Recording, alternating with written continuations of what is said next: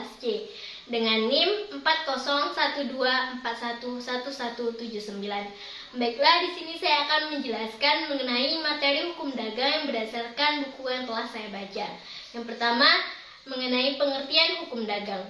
Hukum dagang adalah hukum yang mengatur tentang masalah perdagangan, yaitu masalah yang timbul akibat tingkah laku manusia dalam perdagangan. Yang kedua, sejarah hukum dagang. Hukum dagang di dunia pertama kali berkembang pada tahun 1000 sampai 1500, yakni pada pertengahan abad di Eropa. Selanjutnya ada sumber-sumber hukum dagang.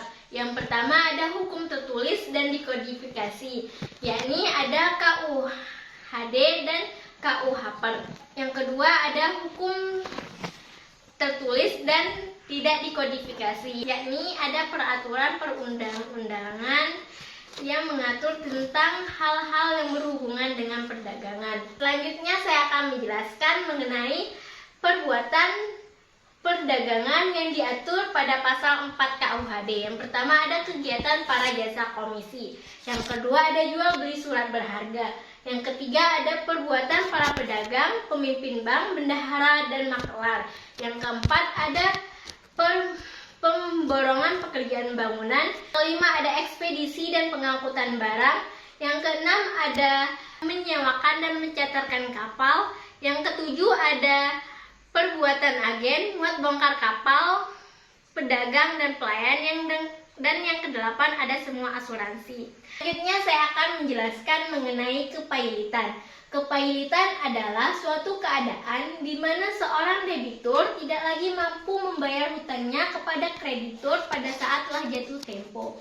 Tujuan dari hukum kepailitan ini yang pertama adalah menjamin pembagian harta yang sama di antara para krediturnya terhadap harta kekayaan debitur.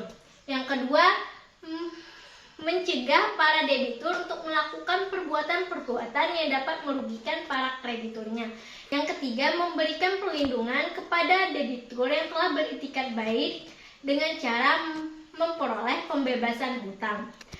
Selanjutnya, azas-azas kepailitan. Yang pertama ada azas keseimbangan, yang kedua ada azas kelangsungan usaha, yang ketiga ada azas keadilan, dan yang keempat ada azas integrasi. Selanjutnya ada asuransi. Asuransi adalah suatu perjanjian di mana seorang penanggung mengikatkan diri kepada tertanggung dengan menerima sejumlah premi untuk memberikan penggantian kepadanya karena suatu kerugian, kerusakan, atau kehilangan keuntungan yang diharapkannya yang mungkin akan dideritanya karena suatu peristiwa yang tidak tentu. Selanjutnya, jenis-jenis asuransi. Jenis-jenis asuransi yang pertama berdasarkan fungsinya. Ada asuransi kerugian, asuransi jiwa, dan reasuransi. Yang kedua, ada asuransi berdasarkan kepemilikannya. Ada asuransi milik pemerintah, ada asuransi milik swasta nasional, ada asuransi milik perusahaan asing, dan asuransi milik campuran. Oke, sekian. Terima kasih dari saya. Wassalamualaikum warahmatullahi wabarakatuh.